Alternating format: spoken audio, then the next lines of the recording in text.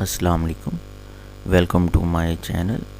मेरे चैनल का नाम है learn programming with S Malik. आज का टॉपिक सवाल पे देखने से पहले आपसे गुजारिश है कि आप सब्सक्राइब कर लें और इस चैनल को और बेल की घंटी को प्रेस कर दें। और अगर आपको अच्छा लगे लेक्चर तो लाइक भी कर दिया करें।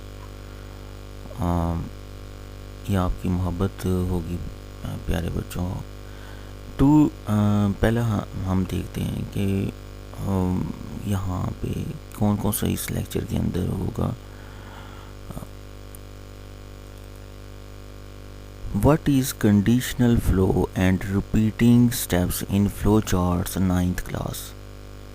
कंडीशनल फ्लो और रिपीटिंग फ्लो चार्ट्स को हम इसमें जैसे कि पहला है to determines name of a week day from a given number where week days are assumed from Monday to Sunday and their respective numbers from 1 to 7। इन यहाँ पे स्टार्ट है, सिंपल फ्लो चार्ट पे आ जाते हैं। स्टार्ट के बाद यहाँ पे इनपुट नंबर है। इनपुट नंबर में क्या है कि यूज़र से इनपुट लेनी है और इनपुट यूज़र से डे के मेमोरी लोकेशन में ले ली। उसके बाद डे जो है वो अगर 1 के बराबर है तो वो यस होने की सूरत में मंडे आ जाएगा और नो होने की सूरत में डे इज़ 2, यानी कि यस होने की सूरत में अगर 2 है तो ट्यूसडे आ जाएगा और अगर नो होने की सूरत में आगे वो स्विच कर जाएगा।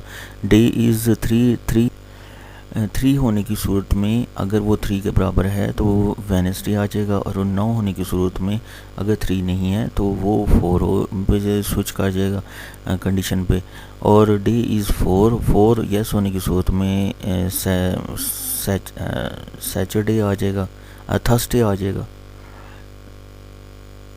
आ जाएगा और 9 होने की सूरत में यहाँ पे 5 पे वो चला जाएगा और यस होने की सूरत पे फ्राइडे आ जाएगा और फ्राइडे 9 होने की सूरत में ये 6 पे चला जाएगा, 6 कंडीशन पे। और 6 कंडीशन पे जाने के बाद यस होने की सूरत में सैटरडे आ जाएगा और 9 होने की सूरत में ये 7 डे इज़ 7 पे वो मूव कर जाएगा और यस होने की सूरत में संडे आ जाएगा और 9 होने की सूरत में ये फ्लो चार्ट ख़त्म हो जाएगा।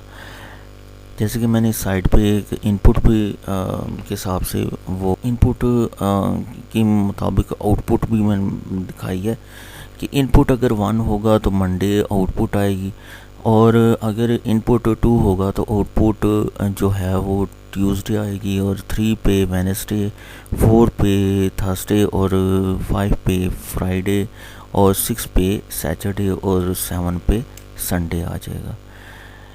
ये हमारी इंग्लिश में स्लाइड थी, अब उर्दू में देख लेते हैं। दिए गए नंबर से हफ्ते के दिन का नंबर मालूम करना जब के सोमवार से इतवार तक के दिनों के लिए 1 से 7 तक नंबर हैं, यानी कि 1 से 7 तक नंबर दिए गए हैं। तो इनमें से आपने वो हर एक जैसे मंडे है, ट्यूसडे है, उसको 1 2 3 के हिसाब से आपने संडे तक 7 नंबर्स आपने अलॉट कर दिए और उसी कि अगर ये तीसरा दिन है वो आपने इनपुट में 3 लिख दी है तो 3 में क्या आएगा, वेडनेसडे।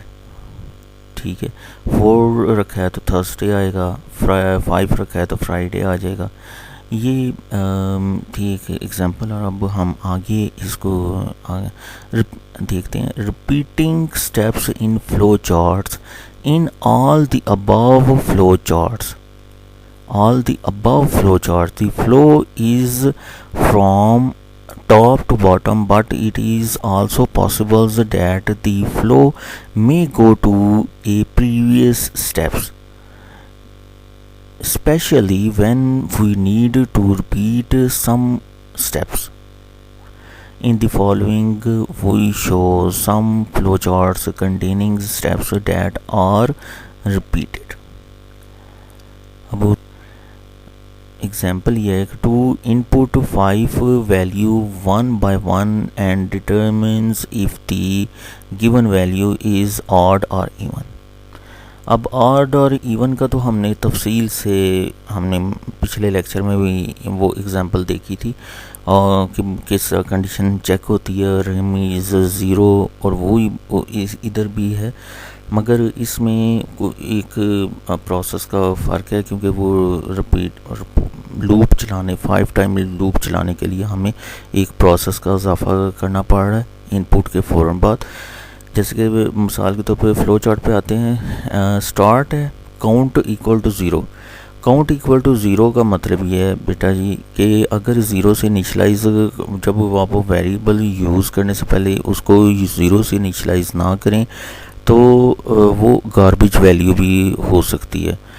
तो गार्बेज वैल्यू से बचने के लिए वो आपने ज़ीरो से उसको इनिशलाइज कर देना है। इनपुट नंबर n, जब इनपुट नंबर n करना है तो उसके बाद उसको इंक्रीज़ करना है बाय इंक्रीज़ काउंट बाय 1।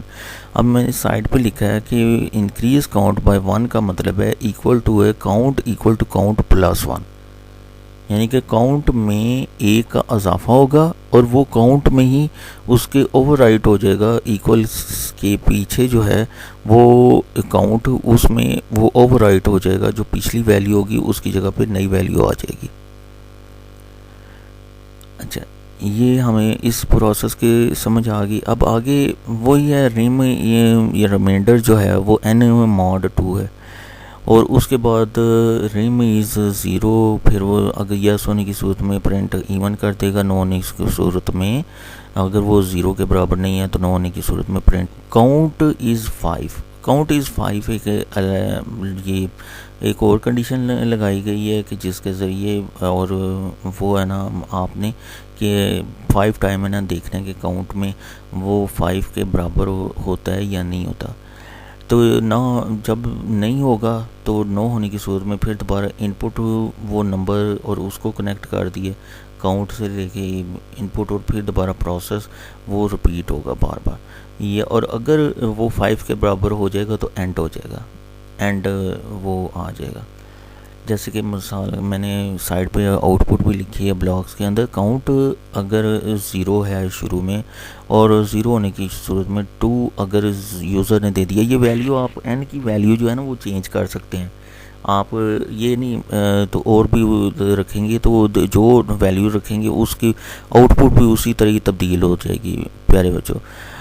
तो काउंट पहले ज़ीरो से क्योंकि इनिशलाइज किया था उसको पहली वैल्यू दी है, फिर उसके बाद इनपुट n में 2 यूज़र से ले लिए, 2 जो होता है वो, और इंक्रीज़ काउंट बाय 1 पे स्टेप बाय स्टेप, क्योंकि ये फ्लो चार्ट चलता है तो स्टेप बाय स्टेप जाने से काउंट में वो 1 का इजाफा हो गया और काउंट में 0 के बजाय 1 आ गया। अब रिमाइंडर उसी तरह उसने n की वैल्यू चेक की है, रिम जो रिमाइंडर है वो 0 के बराबर है, इसलिए इवन प्रिंट हो गया, इवन आउटपुट में आ गया जो मैंने साइड पे लिखा हुआ है। और उसके बाद वो कंडीशन चेक हुई है और वो 1 काउंट में 1 आ गया हुआ है, 1 0 के बजाय 1 आ गया ये पूरा लूप चलने के बाद। और वो 1 जो है वो कभी भी 5 के बराबर नहीं होता, ना होने की सूरत में 9 और 9 का फिर पाथ वो ऊपर आ गया। इनपुट n में जाने के बाद फिर दोबारा उसने यूज़र से वैल्यू ली है, वैल्यू मैंने यहाँ पे 7 दी है वैल्यू, और 7 वैल्यू यहाँ पे इंक्रीज़ बाय काउंट बाय 1, यानी कि पहले वो था 1 और 1 के बजाय वो 2 हो जाएगा, और काउंट में 2 और वो यहाँ पे 7 था यूज़र ने दिया है, और 7 जो है वो यहाँ पे प्रिंट होना है 8, 7 तो होता है 8 होगा, उसी तरह रिमाइंडर में आया। और फिर वो काउंट इज़ 5, काउंट में था अब 2 है, 2 इज़ 5, तो 5 जो है वो प्यारे बच्चों 2 जो है वो 5 के बराबर नहीं होता, ना होने की सूरत में फिर दोबारा ये इनपुट नंबर लेगा और उसके बाद उसने 2 के बाद उसने 77 दे दिया। तो 77 जो होता है वो फिर काउंट में बाय 1, काउंट में एक का इजाफा, यानी कि काउंट में 2 था 3 हो जाएगा।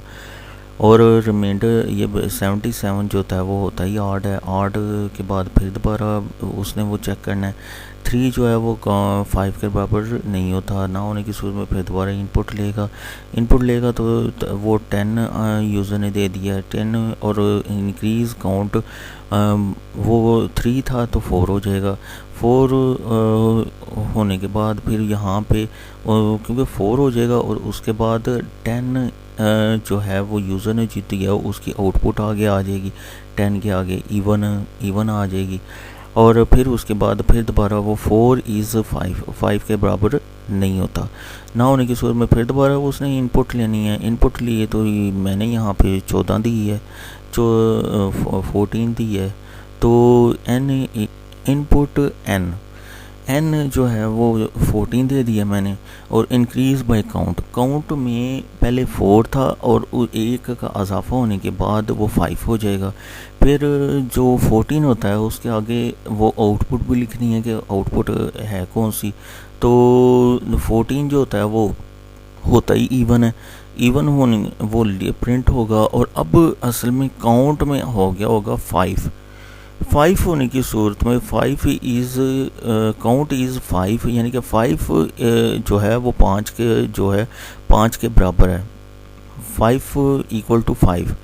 तो यस होने की सूरत में एंड ये लूप चल जाएगा।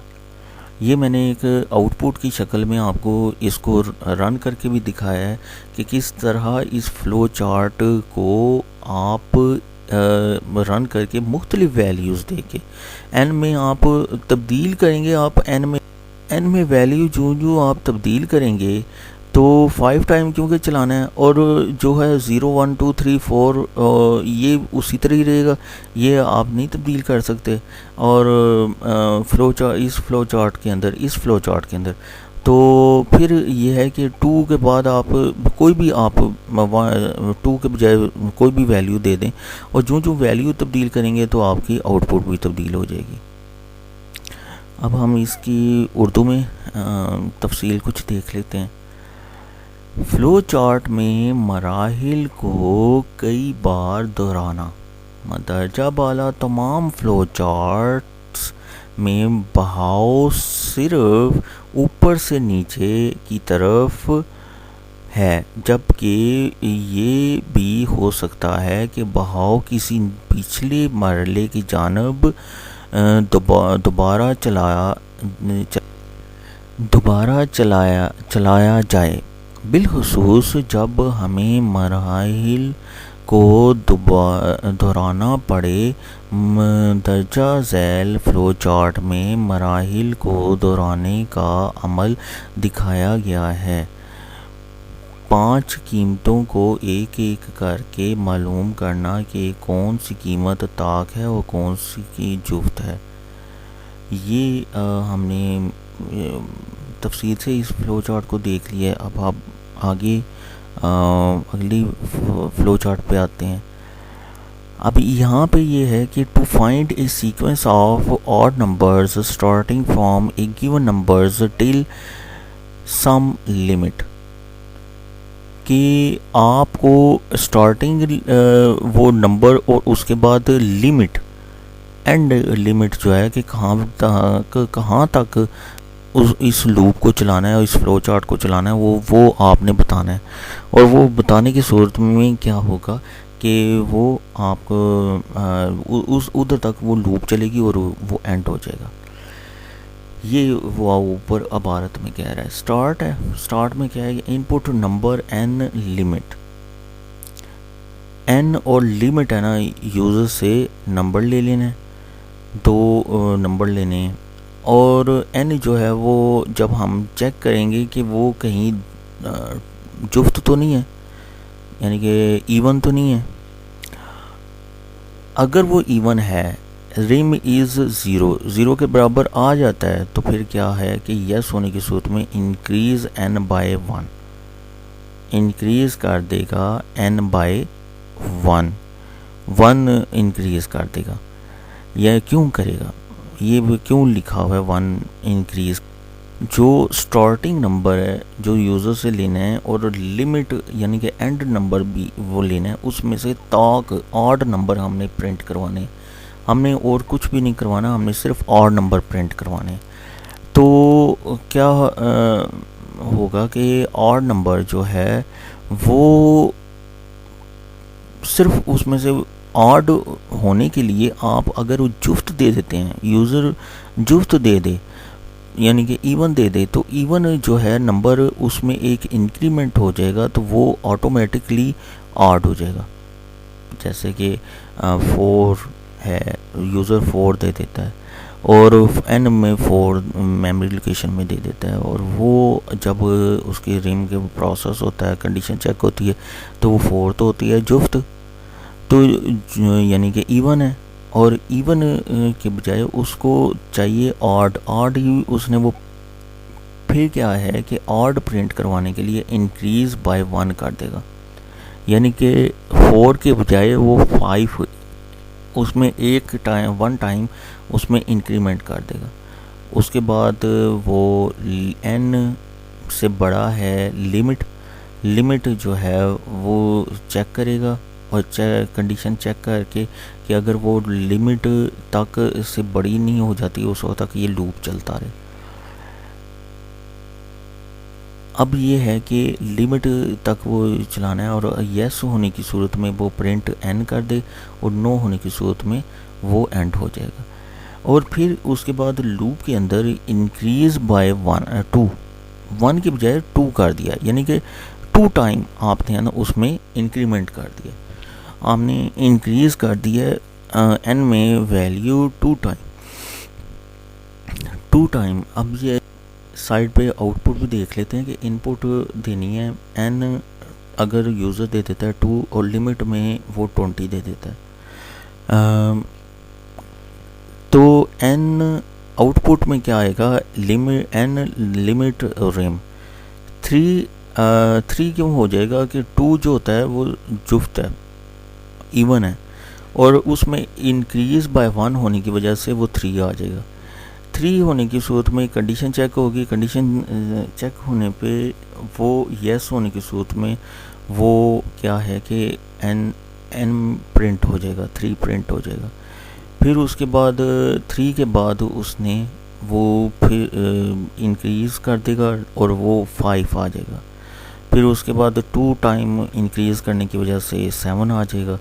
लिमिट से n लेस देन लिमिट, यानी कि जब तक लिमिट से कम है ये n की वैल्यू, तब तक ये लूप चलेगी, और अगर n की वैल्यू लिमिट से बढ़ जाती है तो वो लूप टर्मिनेट हो जाएगी, यानी कि ख़त्म हो जाएगी, नो हो जाएगा। अब ये है कि इसमें इसी तरह ही वो 3, 5, 7, 9, 11, 13, 15, 17, 19 और 21 पे ये होगा कि एंड हो जाएगा, लूप ही एंड हो जाएगा। 21 जब इसमें एन में 21 हो जाएगा, 2 टाइम उसमें इंक्रीमेंट होने की वजह से 2 का इंक्रीमेंट होने की वजह से वो 19 के बाद 21 हो जाएगा, तो वो एन में वो टर्मिनेट हो जाएगी, ये फ्लो चार्ट में एंड पे सिंबल पे चले जाएगा।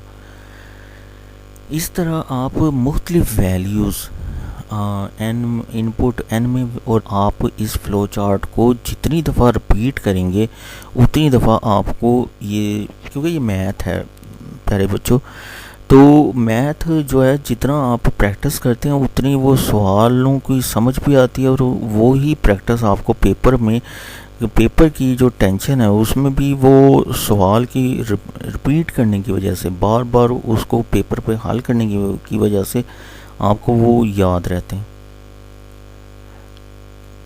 तो ये थी इस फ्लो चार्ट और की ये एक, और उसके बाद उसको उर्दू में देखते हैं। 2 अदद के दरमियान ताक अदद मालूम करना, 2 अदद के दरमियान ताक अदद मालूम करना। ये था आज का फ्लो चार्ट, और आगे हम एल्गोरिदम पे हम लेक्चर शुरू करेंगे। एल्गोरिदम, तो एल्गोरिदम होता क्या है, एल्गोरिदम के बारे में बाकायदा हम इसी तरह ही आउटपुट के ज़रिए भी चेक करेंगे कि वाकई वो इसी तरह ही आउटपुट आती है। तो इंशाल्लाह अल्लाह खैर करे। तो अगर आपको उम्मीद है कि ये पसंद आ गया होगा। खुदा हाफिज़। लेक्चर आपको